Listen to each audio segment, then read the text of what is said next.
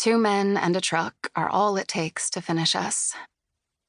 The last of our furniture disappears out the front door and into the dark cavern of the bailiff's trailer.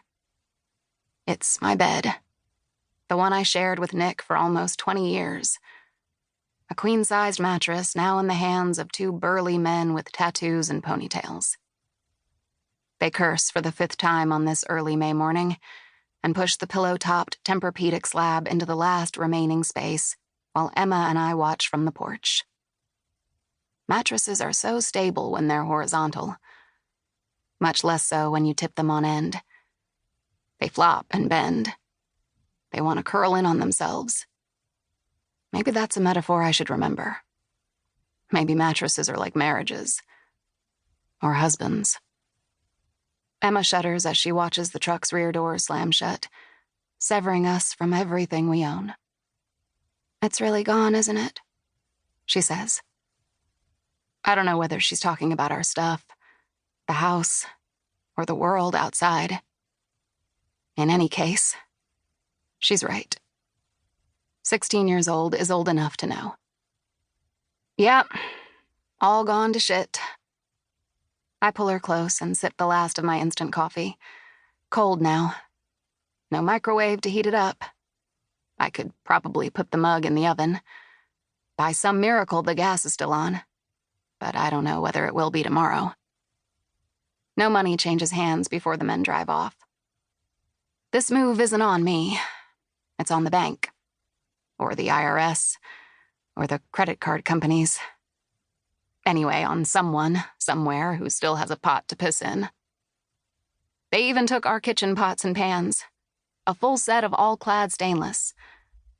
Restaurant quality, Nick had said when he brought the box home on our last anniversary.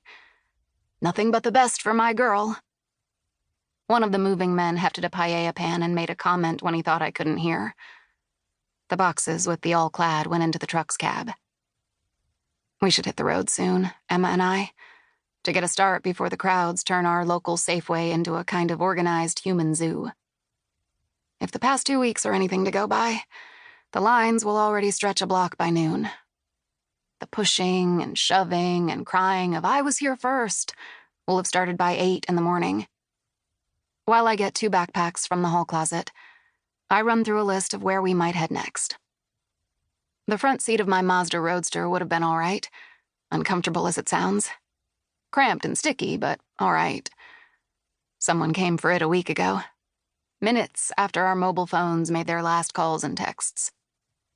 So the car won't do. With gas at $20 a gallon, and that was last week when the pumps were still flowing. The Mazda wasn't really a car anymore.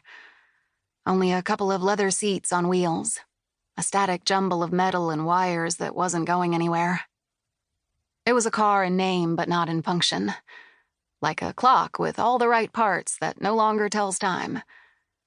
Which is fine, I guess, since I have no idea where there is to go. One of those last calls I made was to our local YMCA.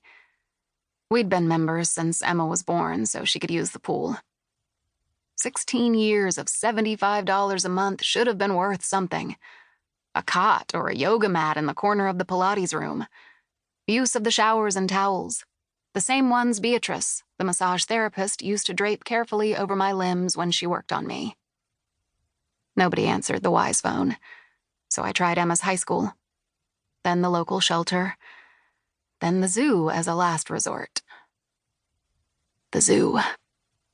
It sounds worse than it is. There were a few rooms there. Emergency pit stops for veterinarians who needed to monitor the primate house. They had beds and bathrooms and functional kitchenettes. And that holy of holies, air conditioning.